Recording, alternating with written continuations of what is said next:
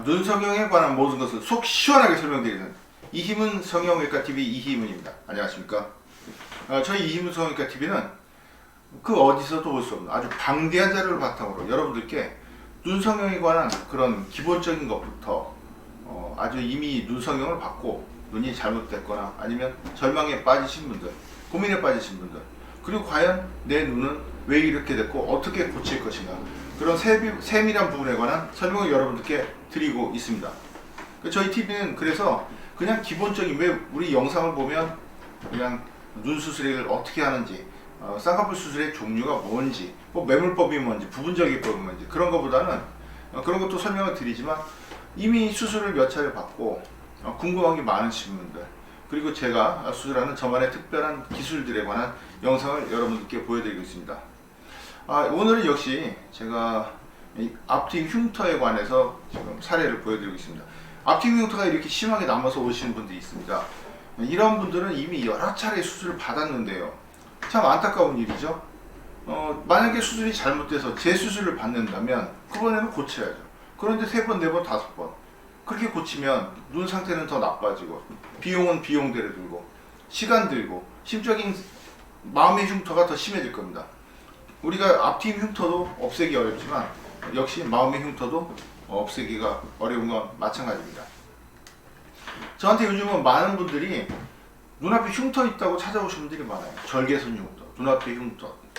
원래 흉터는 없앨 수가 없습니다. 그러니까 인체라는 게 우리 인간, 이제 고등동물, 포유동물 중에 제일 고등동물인데, 물론 이제 인간은 하느님의 형상을 한 그런 신과 닮았다 해서 동물과 같은 선상에 보는 건 좀 아니지만, 그래도 인간이 만약에 포유적이라면 가장 고등동물이기 때문에, 고등동물이 문제가 뭐냐면 재생이 안 됩니다.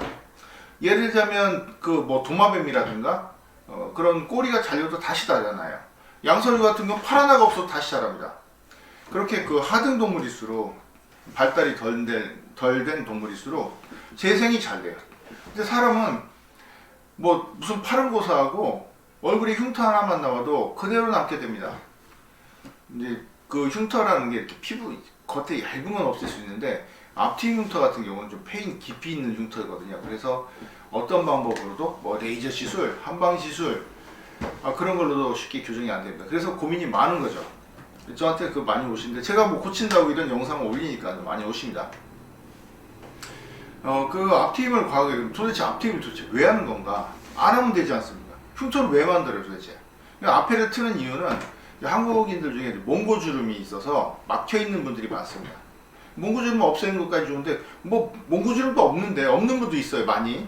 뭐 우리나라 사람이 전부 몽고주름만, 그러니까 인종이 우리나라의 경우에는, 한국 같은 경우는 그 여러 그 곳에서 유입이 되기 때문에 눈도 다 다르고, 뭐 물론 몽고족 계통 그런 눈매를 가진 분도 많습니다만, 굉장히 여러 가지 눈의 유형이 있습니다.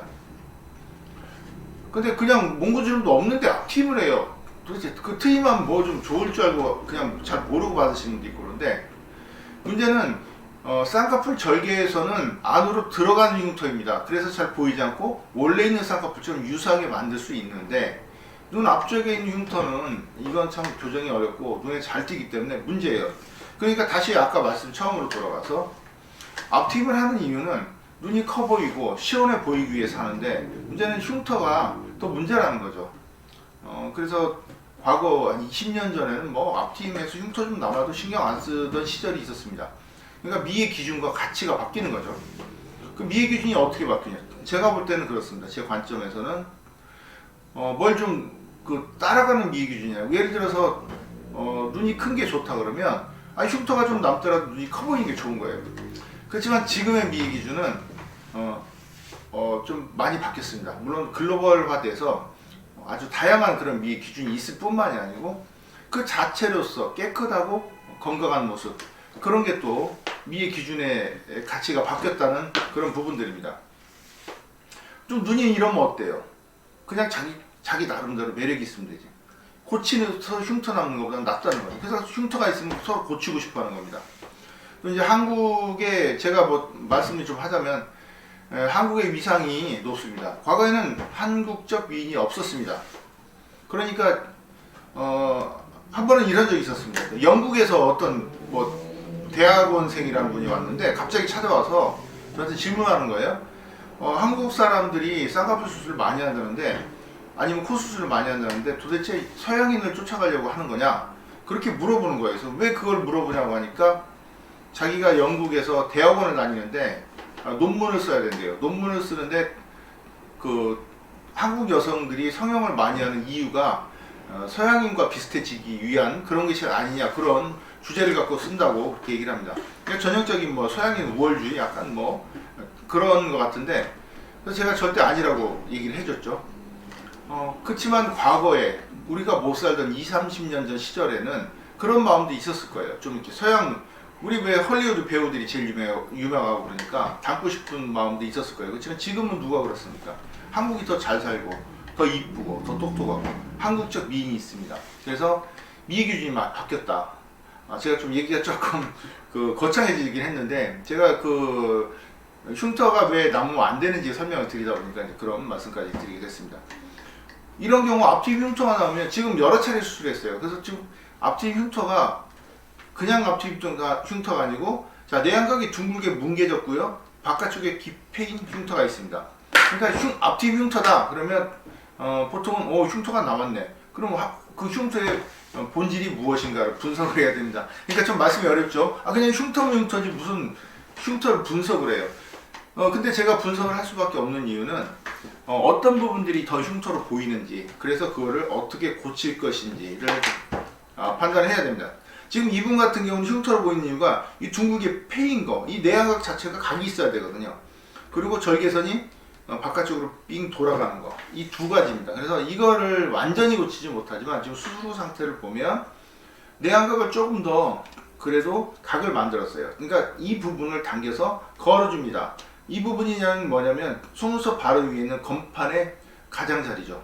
어렵죠. 이거 이 의학 용어 자체가 어렵습니다. 그 가장자리를 당겨서 내안각을 둥글게 만들어주고, 그리고 패였던 부분은 박리를 내서 박리라는 그런 기술이 있습니다.